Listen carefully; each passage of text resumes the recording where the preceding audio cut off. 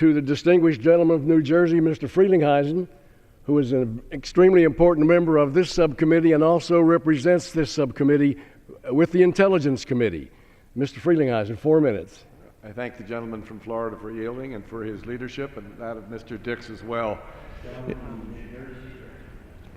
In preparation for this debate, the subcommittee held a lengthy series of hearings examining such varied issues as our operations in Afghanistan, the so-called pivot to the Asia-Pacific region, Army modernization, Navy shipbuilding, Marine end strength, and the Air Force restructuring proposals. Most of these issues relate, as the chairman has said, to mitigating risk in the defense budget and what's called the new strategic guidance from the Department of Defense, what I'd characterize as protecting our gains in the Middle East and elsewhere, as well as preparing for future and current threats. China's growing military capacity, instability in the Korean Peninsula, the civil war in Syria, Iran's pledge to close the Straits of Hormuz, and others. As you'll hear during this debate, the committee weighed in with its own options. As the chairman says, we pause the Air Force restructuring decisions. In light of the tyranny of distance that characterized the Asia-Pacific region, we bolster the Navy's shipbuilding accounts and add back in a Virginia-class submarine and a Burt-class destroyer.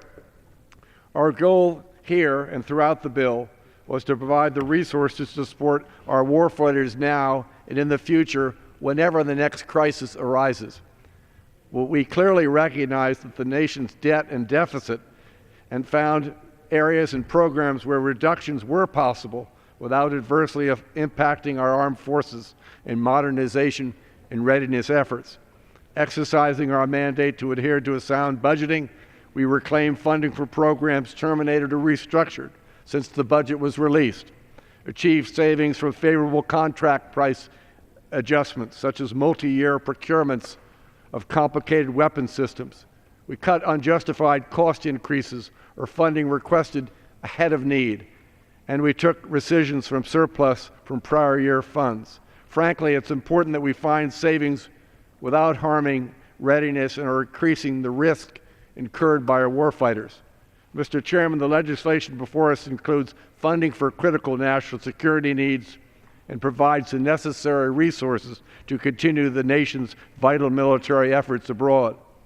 In addition, the bill provides essential funding for health and quality of life programs for our men and women in uniform, all volunteers and their families. I want to thank Chairman Young, Mr. Dix, the ranking member, Chairman Rogers, and all the members of the subcommittee for their work and the excellent staff we have, and our past leadership and our continued leadership from Congressman Jerry Lewis from California.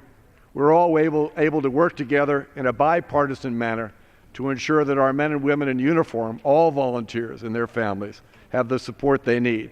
The years ahead will be challenging, but our defense bill will meet those needs, and I'm pleased to yield back the balance of my time.